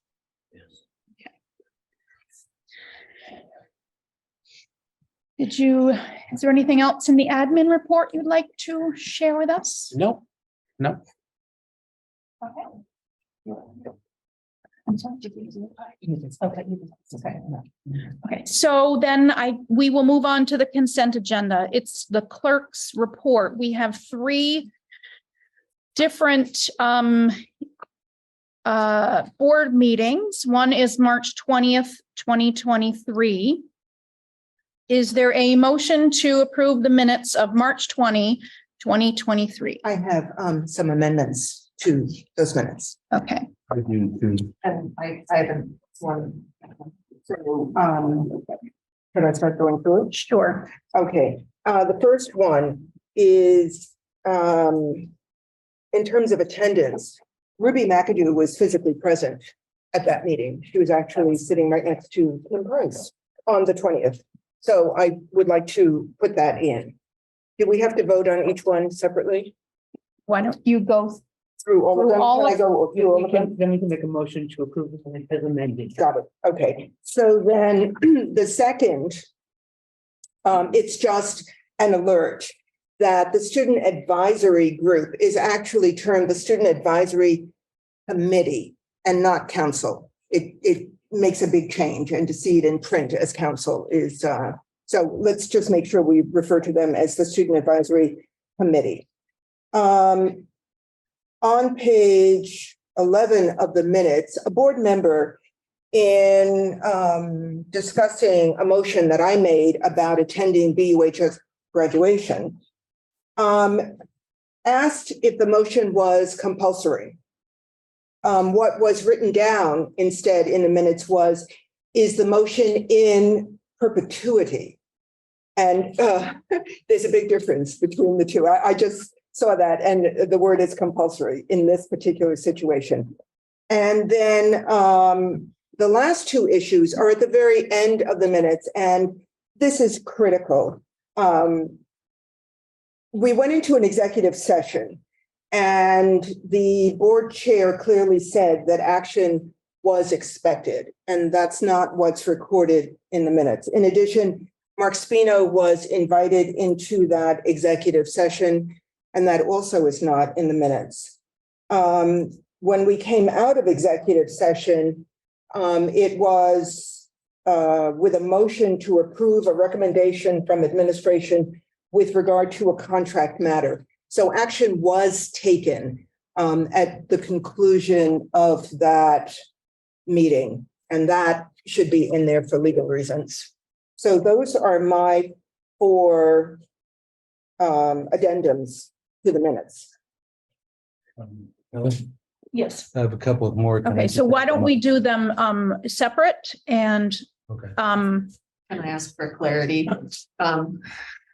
Deborah, so that last point that you were making. Yeah. What is the wording that you are recommending be changed to the Well, end? at the very end, pages 12 and 13. And so it begins at the marker 2 hours, 27 minutes. Number 1, action was expected. So the board chair very clearly said that. And in the minutes, it says no action is expected. Mark Spino was invited in, and the minutes do not make reference to that. And the third point is when we came out of executive session, we actually did vote on a motion. And that is not indicated at the conclusion of those minutes. I guess what was the motion then? The motion was to approve a recommendation from administration with regard to a contract matter. I'm quoting directly. Thank you. so Deborah, I'm going to ask if the board approves these, if you will please send them to Robin as the clerk, and she will communicate with Wendy on making sure that Wendy gets all the. I can just make the edits and send them to Mo. That was the process that we worked out today, so. Good. Thank you, Robin. Yes, I will. Yes, of course. So you are, So that is my motion. okay. All so- those amendments. Okay, so the, essentially Deborah is making a motion to amend the minutes of March 20th, 2023 according to her corrections. All those in favor of the amendment, please signify by saying aye. Aye. Any opposed or abstentions? Okay, so Deborah's amendments are now included in the minutes, and now Ruby, was your Mine was addressed. okay. Tim? Just one on page 9 of the March 20th minutes. The second to the last paragraph reads, Ms. Haskins Rogers asked a follow-up question. Why did the board choose a criminal defense attorney for this investigation? KY responded, she has experience with this, and it actually went on. And TM, I responded, this was decided in executive session and the board cannot disclose anything. What's important here, according to Roberts, is to note that I said 3 words that every board member should be aware of. Point of order. It's just important, according to Roberts, to note that it was a point of order in order to establish norms of behavior. So what I'm asking is that to note that I said not just point of order, but it was also approved by the chair. This is standard protocol. Okay, so Tim has asked for further amendment of the minutes of March 2023. All those in favor of Tim's amendment as stated, please signify by saying aye. Aye. Any opposed or abstentions?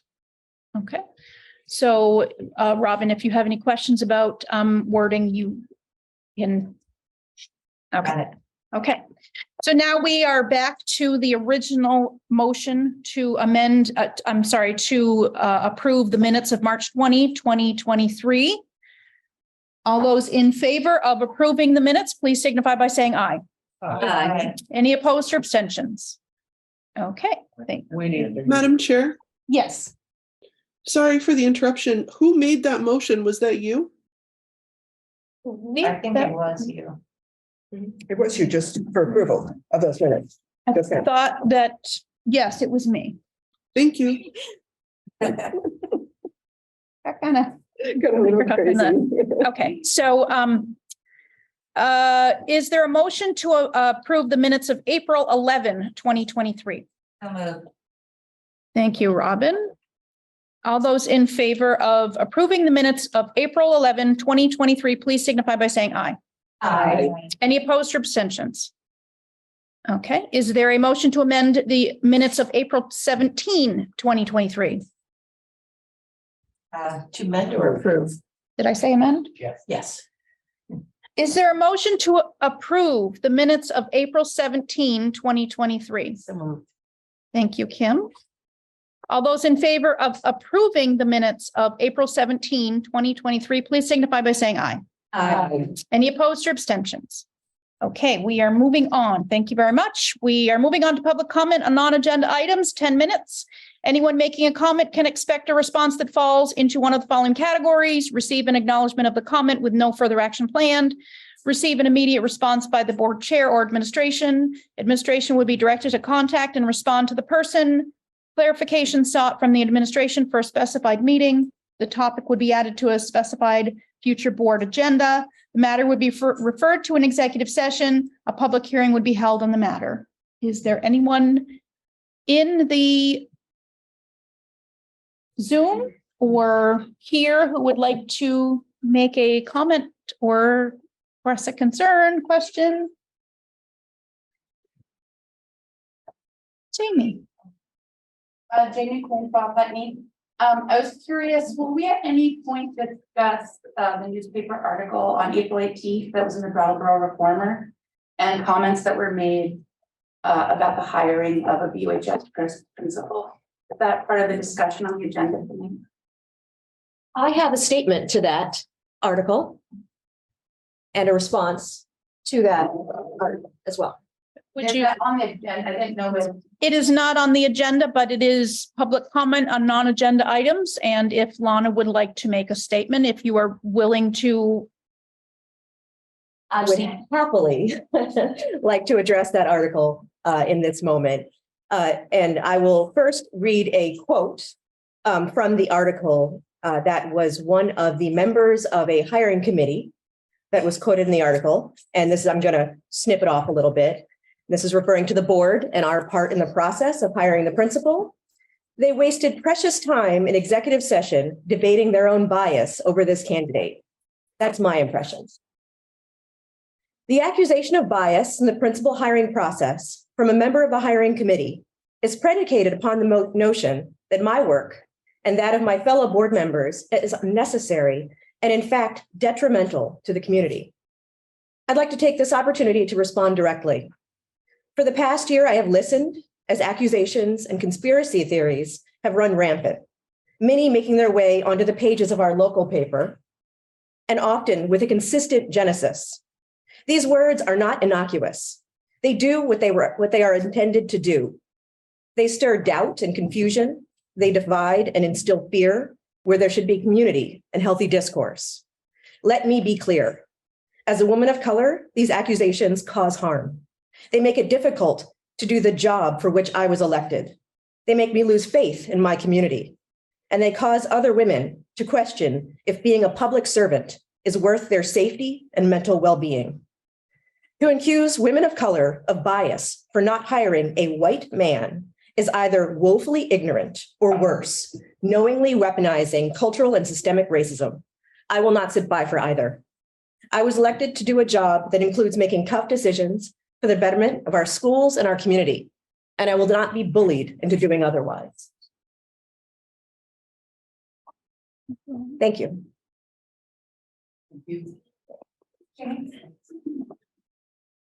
Thank you, Lana, for sharing that. I want to say that I have worked really hard over the years to connect with almost every single one of the school board members, to develop relationships with you as people, to learn about motivations and your values. I am perplexed continuously about voices that are raised in our community that cast doubt on motivations, that talk about the lack of transparency. I sit in many hours of boring meetings as a volunteer in the community, no offense, because I care about our schools. I care about our children. I love hearing from our teachers and our administrators. I love having the privilege of having the time to do that, and I honor that that is a privilege.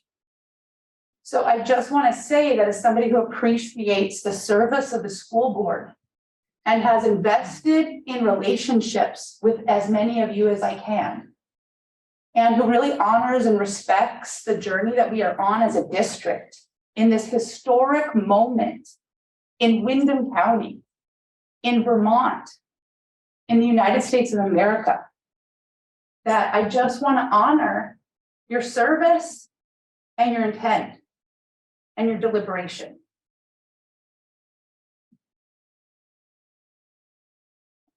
Thank you, Jamie. Is there anyone else who would like to speak in the public comment non-agenda items? Anyone in Zoom or? Okay. I would. Actually, I can't figure out how to raise my hand. I'm sorry, I'm on a phone tonight. Go ahead, Mindy. I just wanted to say, I saw that article too. And I want to say that, of course, although I've had concerns about the process around the investigation, I don't doubt the intent of any of the board members. And what I think, though, is that in some ways, because the process in this district has been exceptionally secretive. I mean, it has been. If you look around, I looked around Vermont because in my district in Massachusetts, when we have a principal hiring process, there's a point when like 3 finalists are announced, and there are meet and greets with the public, and the community gets to weigh in, not just like a select group, a small group that's picked by somebody from the community. And because of that, I think there's a lot of faith in the process. And I just wanted to, what I noticed about that article, because I think about storytelling a lot, is that because the process was so closed, essentially one person got to tell their version of the story, and that's the narrative that carries. And I just wanted to suggest that if there's a way that I did look, so I didn't finish my earlier thought, which is that because I'm in Massachusetts, I thought, well, maybe this is exceptional. And I looked around Vermont, and there were even some principal hiring processes in other districts in Vermont this year in which they did similar things to what I've witnessed in my district, which is that they announce 3 finalists and have meet and greets and let the public weigh in, like the whole public, not just a small group. So I just wanted to suggest that that might be something to consider for the future, because I agree that it's pretty. I mean, the guy was offered the job, and from what I understood, is that correct? Wasn't he offered the job and turned it down because for whatever, who knows what his reasons were? Is that correct? No. We can't speak to. Oh, okay. Okay. Okay. So I'm sorry. I didn't know that was something that can't be told. But, there are any number of reasons that somebody might choose another position. And I just wanted to suggest that if there's a way that you can open the process more and make it more inclusive of a broader public, it might help with these, sort of who gets to tell the story of what happened afterward. Thanks all. And I just want to say also that I was too moved by the action you took with the mascot tonight to even speak. Thank you. Thank you, Mindy. And I think that it brings up I'm wondering if Mark could just give a quick overview of how the process went. Sure. Describe the process. Yeah, I'm not sure how much the community understands of that process. I think I shared at a recent meeting, but I'll do it again. So beginning in February, we advertised. We had spent about $5,000 on advertising, obviously through School Spring, Education Week, Handshake, Indeed, the Boston Globe, Springfield, Mass, Greenfield, Keene, Brattleboro area, obviously, National Association of Black Educators, a couple of other sites as well, Stacy, but we really invested in getting this out there as far and wide as we thought was a good approach. What that brought us was 7 candidates or 7 people who submitted resumes. From there, I shared the 7 resumes with the Vermont AOE to ensure that nobody was on the naughty list. That led to the removal of one of the candidates. So that brings us to 6. I formed a screening committee that included 20 people, which included students, staff, parents, administrators, and board representation. We were charged with reviewing the 6 resumes and determining which people we would want to meet in person for interviews. That process led us to identifying 5 candidates that we would choose to interview. We scheduled 5 candidates, had them in the books for meetings. The following week, as those interviews were to take place, we had 2 candidates drop out who had a change of heart. So that left us with 3 candidates. The screening committee interviewed all 3 candidates. 2 candidates were moved forward. So for the final round, focus groups were developed at the school. So we had 3 focus groups. One focus group was administrators and board members. One focus group was staff and community. And then the third focus group was students. We went through a full day of interviews. About 93 people were included in the overall process from beginning to end. Individuals who were assigned to represent each of the focus groups then met with me. Recommendation was given. That recommendation was brought forward, and that candidate ultimately determined to take a different position. That's where we are today. Like I shared from the beginning, I met with the BUHS staff this afternoon for a couple of hours, got some really great feedback, and I'm in the process of determining next steps to be shared sooner than later, hopefully. May I ask, Mark, how you went about protecting the privacy of the applicants during the hiring process? I imagine that's got to be tricky. Yeah, so before every interview, we take an extensive amount of time to talk about the importance of confidentiality. Each member of the committee is signed a confidentiality agreement. So that confidentiality agreement requires that they don't talk about the names of the applicants, the participants, or any part of the process, say in the local newspapers or in the public. And certainly wouldn't release the names of any applicants to the public. Yeah. Right. Okay. Thank you. Even after the screening process is over. Yeah, and throughout the way we set it up throughout the entire process. In perpetuity. Following the process and beyond the process. I'd like to note, just for the record, and the words are important. That committee has been referred to as a hiring committee, a selection committee. In the March 20th notes, you referred to it as the screening committee, which it is, not a hiring committee, not a selection committee. Apologies. I called it a hiring committee as well. Oh, that's okay.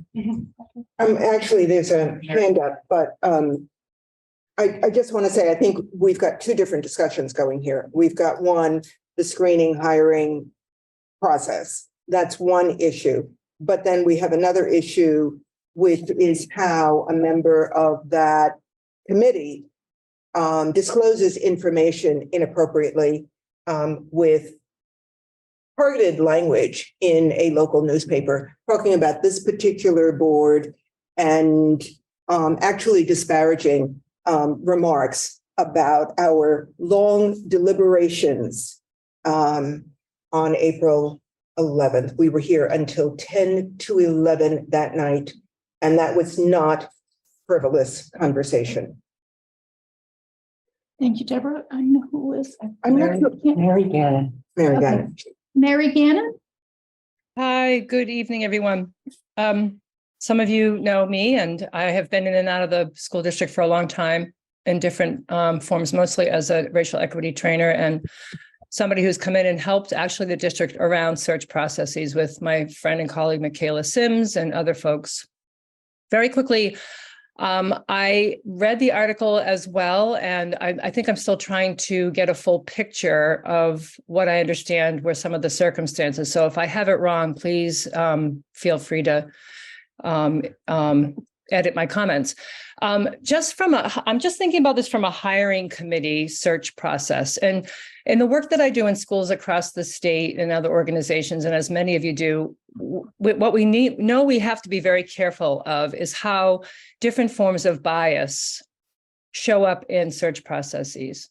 And so if I understand the article correctly, one of the things that I heard was that the two members of the school board, who I believe the way it was described and how I know them to be as women of color, were not invited into the process.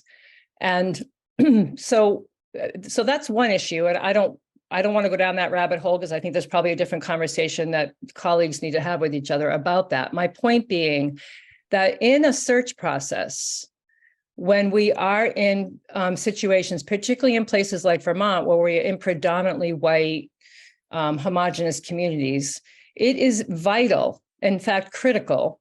And those of you who are in my training many years ago remember me saying this, and Michaela, that you need to really think about who is in the search committee and what perspectives they are bringing. So the fact is that even if we, feel that, sort of just bringing in diverse representation for some folks might feel tokenistic, what it actually does is it brings in some different lens of perspective, lived experience, connected to a different sociocultural context that is not possible when you have a search committee who is all coming from the same community, who are representing a particular social identity. And there may have been other identities that were part of the members of that search committee. And I don't know that because I don't know that, and I'm not in the community. So again, I understand there's some pieces of information that I might be missing. But my point is that to think carefully about when you're going through those processes, there are so many different assumptions and so many nuances that are in the room and in the process that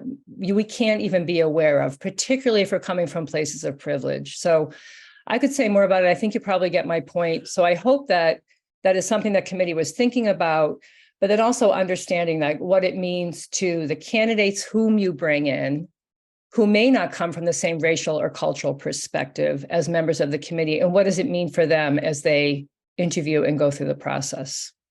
So I'll stop there. Thank you for the time. Thank you for those comments. I just as a minor, well, not really minor, point of correction, there are not 2, but 3 women of color on this particular school board at this point. That's just a correction. That's all. Thank you.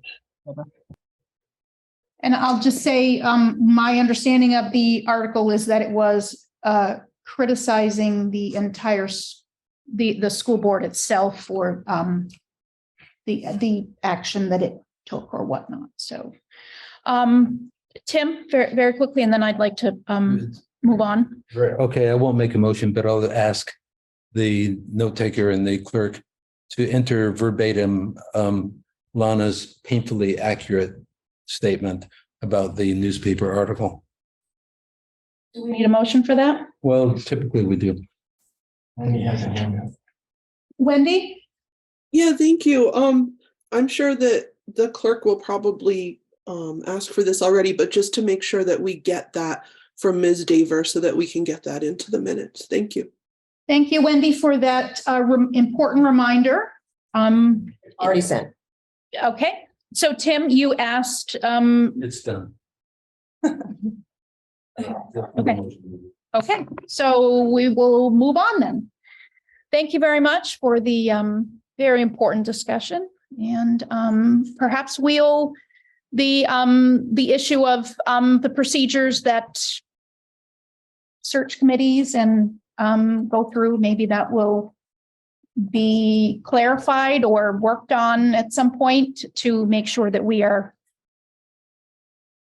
all on the same page.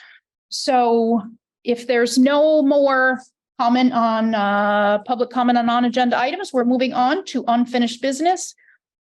The sexual abuse investigation update, I will say the board has met with the attorney and is working on determining what information they would be looking for from the investigator, which is important for a couple things. First, determining what steps are necessary to move forward out of this phase and into the next, but also to try and compile what data or information we can release to the public. We know that the public is paying the bills and they need to know what we're doing. And so we do acknowledge that, and we have already taken that step to communicate with the attorney to try and do that. Then we will move on to Policy and Amendment Committee, the policies to be presented to the board. Very briefly, I move that the WSESD approve for readoption F-35 school animal policy. Is there any discussion? Okay, I will just remind that this was something that was on the last agenda, but there were just a few words that were in the, if you have listened to Deborah go through these policies, you will note that she talks about the version, the red line or the pink or the yellow or the whatever. And so there are many versions as they go through, trying to make sure that these policies do fit what the needs of the district, the students, the administration, all these, all the stakeholders. So there are multiple versions, and in the moving it on to the next stage, there were a couple words that were deleted, and this one has inserted those important words back in there. Yes. Okay. Thank you. So all those in favor of readopting F-35 school animal policy, please signify by saying aye.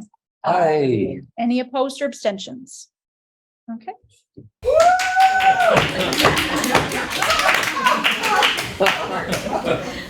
Art. Wait, just as a point of clarification for new board members, we have been working on this particular policy since November. So very grateful that this has just passed for readoption. Thank you very much. Melanie, I have a point of information. I just want to, I want to just be clear that I know there was discussion at some point around having links to the policies that were in question listed on the website underneath the agendas. And I just wanted to make sure the public is aware that in the agendas is where they're linked, and Mo's doing a great job at making sure that's happening. Thank you very much for that.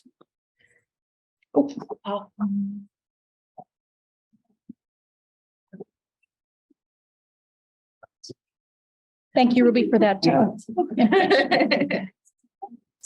And we will.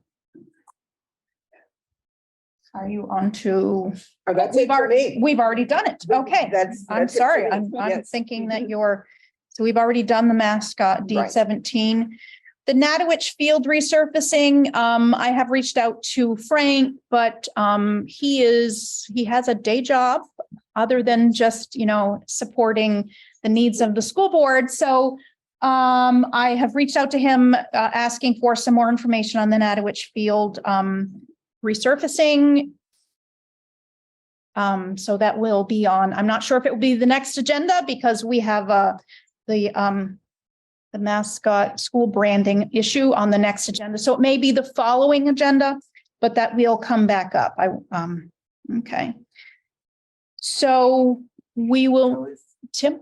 This is more than a finance issue. Wouldn't it be appropriate for the principal and the athletic director to weigh in as soon as possible on Natowich too? I mean, I have a little bit of information I can share just about. Well, can we hold that? Can we, I think, I'm sorry? Yeah, not for tonight. If you can coordinate maybe with Frank when he's going to do that way, if he has documentation that may be helpful for us to. There's been a lot of conversations and information collected and some past studies brought forward. So there has been a lot of conversations behind the scenes about that. So I'd be happy to, bring that all together. That would be helpful with the work that we've been doing. Yeah, thank you very much, Cassie. Thank you. Eva? Is the meeting coming to an end? Because I just wanted to say one thing before we go, if that's okay. No, we've okay.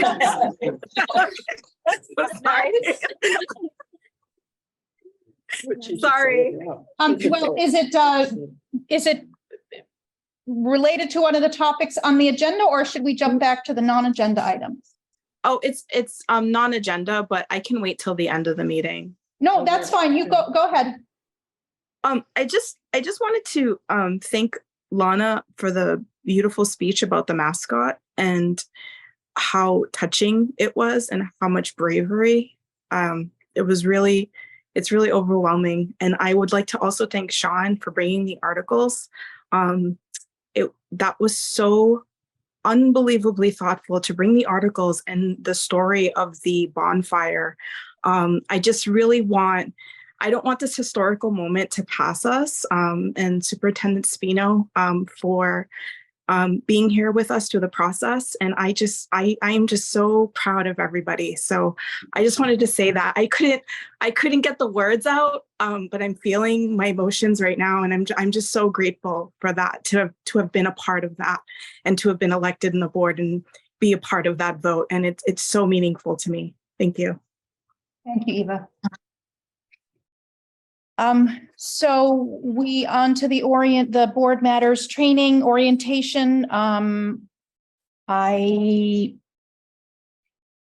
are a couple dates in the doodle poll that, so I just wanted to say that, and I know I have to touch base with Mark again about those dates and so that is, so check if you haven't seen my email on the 24th, and just double check that. And if you have any questions, but Sean. If I could go back just 5 minutes, I'm encouraged by what Eva just said, and this is my folder on Natowich. So I've got a lot of information. Hold on to it, Sean. Collected over many years. All right. Well, we might be calling on you for that. The fiscal report, I'm not sure if we are going to really, because Frank isn't here unless Sean has something from. No, I don't. Okay. Thank you. Okay. Can I ask a question about the board matters and training? Sure. It may be that I missed this in the transition to coming on the board, but I believe there's going to be a retreat in the summer.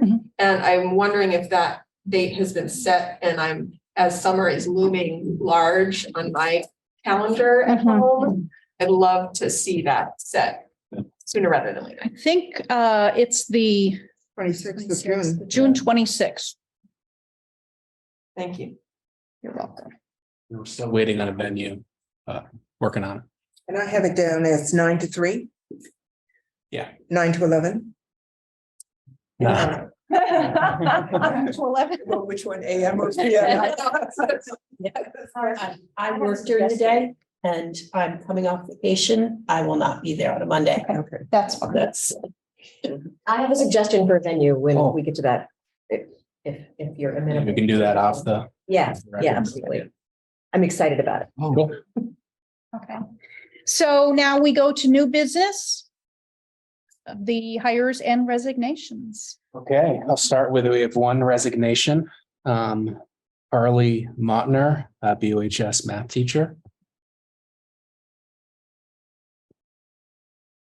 I move that we accept with regret the resignation of Carly Mottner. All those in favor of accepting with regret the resignation of Carly Mottner, BUHS math, please signify by saying aye. Aye. Any opposed or abstentions? Okay. Okay, we have some new hires as well. David Mazer, he is an art teacher at the school, has been hired to become the next department chair for the art department.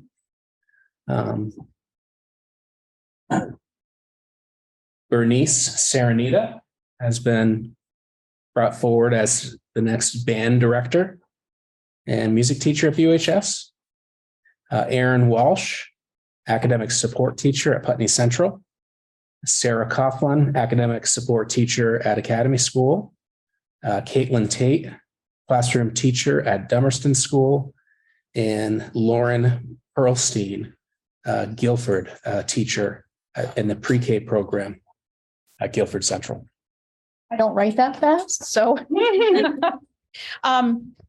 Is there a motion to accept the new hires as, Kelly? Hi, sorry. I just wanted to clarify, Sarah Coughlin is for the position of 4th grade teacher 1 year, not academic support teacher. Just didn't want her to be approved under the wrong thing. Thank you, Kelly. No problem. So, thank you, Lana. All those in favor of the new hires as stated by Mark and Kelly, please signify by saying aye. Aye. Any opposed or abstentions? Okay.